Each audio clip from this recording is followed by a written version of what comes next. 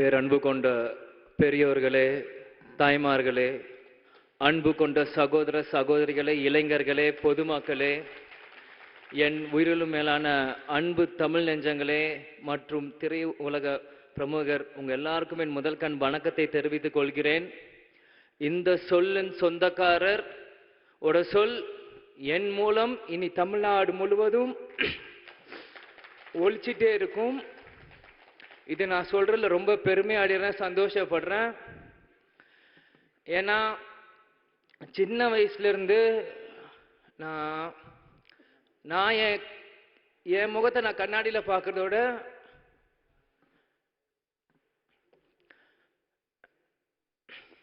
எங்க அப்பாவை தான் நான் நிறைய வாட்டி பார்த்துட்டு இருப்பேன்.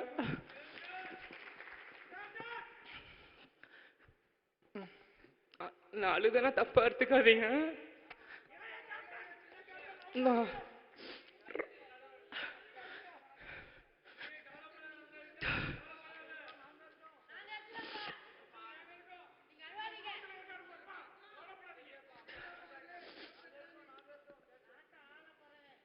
என்னால அப்பால ரொம்ப எமோஷனல் ஆயிடுவேன்.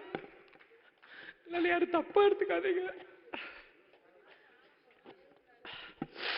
இல்ல இல்ல இல்ல அதனால கேப்டன் எங்கேயும் போல இன்னைக்கு நம்மளோட தான் இருக்காரு. நான் அப்பா இறந்ததுல இருந்து இந்த நாள் வரைக்கும் எந்த மீடியாலையும் நான் வந்து பேசினதில்லை, எதுவுமே யார்ட்டையுமே நான் பேசல. இதனோட ஃபர்ஸ்ட் மீட் நான் வெளியே வந்து பேசினது. இது வரைக்கும் எந்த நடிகர் சங்க ஃபங்க்ஷனு கூட நாங்கள் கலந்துருந்தில்லை, நானும் ஷமும். இதான் ஒரு ஃபர்ஸ்ட் ஃபங்க்ஷன். அது இப்படி ஒரு ஃபங்க்ஷனாக வந்து கலந்துக்கிறோமான்னு உண்மையிலேயே மனசு ரொம்ப கஷ்டமா இருக்கு.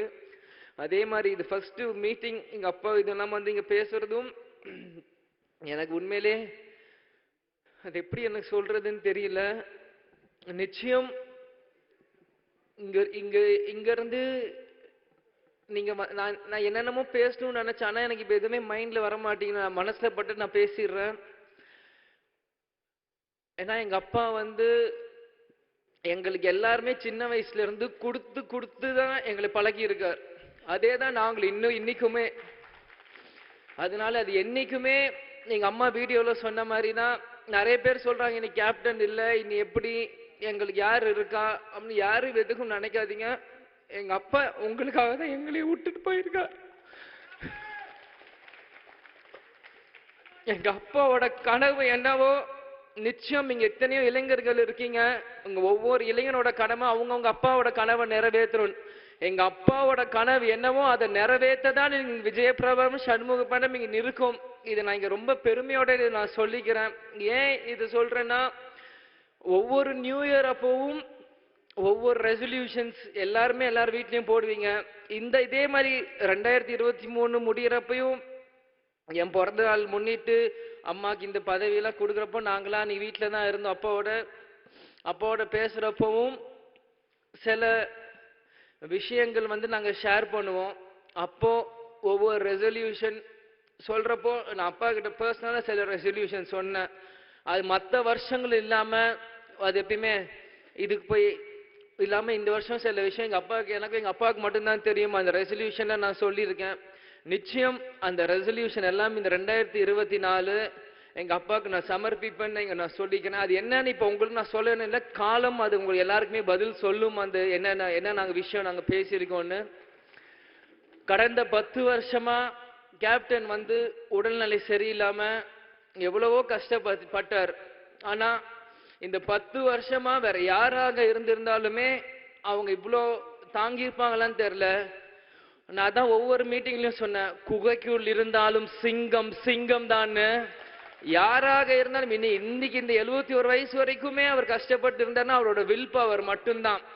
நிறைய யூடியூப்ல என்னென்னமோ தப்பா சொல்றீங்க, கடைசி நிமிஷம் வரைக்கும் அவருக்கு மெமரி இல்லைன்றாங்க. என்னன்னு அது எல்லாமே போய் எங்க அப்பா கடைசி வரைக்கும் எல்லா ஞாபகமும் இருக்கு. யார் வந்தாலும் அவர் ஞாபகம் வச்சிருப்பார். எந்த சீன் சொன்னாலுமே அவருக்கு எல்லாமே அவருக்கு நினைவுகள் இருக்கு. அவர் இறக்கிறதுக்கு 2 நாட்களுக்கு முன்னாடியும் அவர் வந்து எங்க வீட்டுல குமாரண்ண சோமன் வேலை பார்த்துட்டு இருப்பாங்க. அவரை கிட்ட கேட்டு யூடியூப்ல அவர் நடிச்ச எல்லா படங்களோட பாட்டு போடுன்னு அவர் சொல்லி 25ஆம் தேதி எல்லா பாட்டுகளும் அவரை கேட்டு ராசாத்தி ஒன்னையிலிருந்து அம்மன் கோயிலுக்கு எல்லா பாட்டுகளையும் அவர் கேட்டு அவர் ரசிச்சுட்டு இருந்தார். டிசம்பர் 25 இது யாருக்கும் வெளியே தெரியாது, எனக்கே தெரியாது. எங்க டிரைவர் குமாரனும் சோமனும் தான் சொன்னாங்க. அப்ப சிசிடிவில பார்க்கும்போது அவர் தாளம் போட்டுட்டு இருந்திருக்காரு. அவர் என்ஜாய் பண்ணி அந்த பாட்டெல்லாம் டிசம்பர் 25 அவர் கேட்டுட்டு இருந்தார். 26 அட்மிட் பண்றோம். எப்பயுமே வந்துருவாருன்னு மாதிரிதான் இருந்தோம், ஆனா வரல.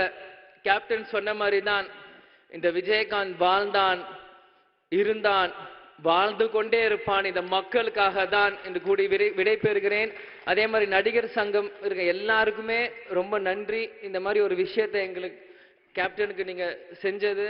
அதே மாதிரி நிறைய பேர்னால வர முடிஞ்சிருக்கும், வர முடியாம போயிருக்கலாம். இது எல்லாமே நாங்க புரிஞ்சுக்கிறோம். எங்களுக்கு யார் மேலேயும் எந்த வருத்தமும் இல்லை, கேப்டனுக்கும் யாருக்கு மேலேயும் எந்த வருத்தமும் இல்லை. அதனால் எங்களுக்கு எங்க அப்பாவை பத்தி தெரியும், உங்களுக்கு உங்க கேப்டனை பத்தி தெரியும். யார் மேலேயும் வருத்தம் இல்லை. வந்தவங்களுக்கு நன்றி, வராதவங்களும் உங்களோட மனசுல கேப்டனும் இருப்பாருன்னு எங்களுக்கு தெரியும். எங்களுக்கு யார் மேலேயும் எந்த கோபமும் இல்லை, எந்த வருத்தமும் இல்லை. நிச்சயம் எங்க அப்பாவோட கனவை நாங்க நிறைவேற்றுவோம். இந்த திரைத்துறையிலும் சண்முக பாண்டியன் நிச்சயம் ஒரு மிகப்பெரிய ஒரு இடத்துக்கு வருவான் என்று கூறி விடைபெறுகிறேன். நடிகர் சங்கம் நாசர் சார், விஷால் அண்ணன், கார்த்திக் அண்ணன், பூச்சிமுருகன் அண்ணன், கருணாசன் எல்லாருக்குமே நன்றி. உங்க volunteers diamond Babu uncle, Singar அண்ணன், ரியாஸ் கான் அங்கிள், பிஆர்ஓ ஆனந்த், எல்லா பிஆர்ஓஸ், வாலண்டியர்ஸ், மீடியா, இங்க இருக்க டைரக்டர்ஸ், ப்ரொடியூசர்ஸ், ஜூனியர் ஆர்டிஸ்ட், உங்க எல்லாருக்குமே கேப்டன் குடும்பத்தை சார்பா நான் இங்க நன்றியை சொல்லிக்கிறேன். கேப்டன் நம்ம கூட தான் இருப்பாரு, நிச்சயம் அவர் எல்லாமே பார்ப்பார். நன்றி, வணக்கம், தேங்க்யூ. இந்த அப்பாக்காக பண்ணியிருக்காங்க.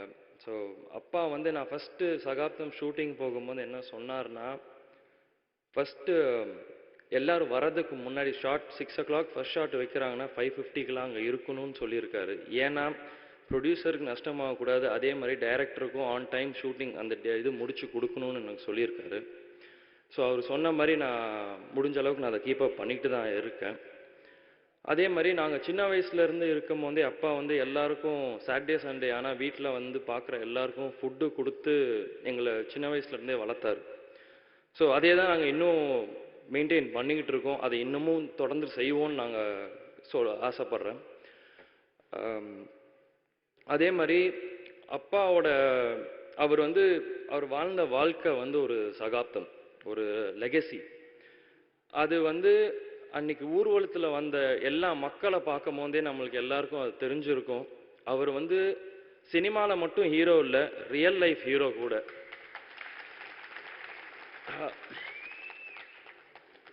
என்னால் அது இன்னும் நம்ப முடியல, இந்த மாதிரி அப்பா கூட இல்லைன்ட்டு. எங்கள் அப்பா என் கூட தான் இருக்காரு, எப்பயுமே இருப்பார். இங்கே வந்திருக்க எல்லாருக்கும் நன்றி. நடிகர் சங்கம் அப்படின்னு சொல்லி இதை ஆரம்பித்தாங்க. பட் ப்ரொடியூசர்ஸ், டைரக்டர்ஸ், சினிமாவில் இருக்க எல்லாருமே இங்கே வந்து இந்த ஈவெண்ட்டை வந்து ஒரு பெரிய ஈவெண்ட்டாக பண்ணி கொடுத்துருக்கீங்க. ரொம்ப தேங்க்ஸ் அதுக்கு. இந்த ஈவெண்ட் வந்து ஒரு ஸ்பெஷலான ஈவெண்ட். ஏன்னா அப்பாவுக்கு வந்து சினிமா தான் எல்லாமே இருந்துச்சு. ஷூட்டிங் முடிப்பார், வந்தால் வீட்டில் இருப்பார், இல்லை ஷூட்டிங் இல்லாட்டி நடிகர் சங்கம் இல்லை வீடு. ஸோ நீங்கள் இந்த ஈவெண்ட்டை வந்து ரொம்ப பெருசாக பண்ணி கொடுத்தது எல்லாருக்கும் தேங்க்ஸ். நான் விஷால்ண்ணா ரொம்ப தேங்க்யூ. நீங்கள் எனக்கு ஒரு நல்ல ஆப்பர்ச்சுனிட்டியும் கொடுத்துறீங்க, ரொம்ப தேங்க்ஸ். எல்லாருக்கும் அன்றைக்கி அப்பாவுக்கு வந்து அஞ்சலி செலுத்த வந்த எல்லாருக்குமே நான் நன்றி சொல்லிக்கிறேன். Thank you so much. நன்றி, வணக்கம். செய்திகளை உடனுக்குடன் தெரிந்து கொள்ள உடனே சப்ஸ்கிரைப் பண்ணுங்க.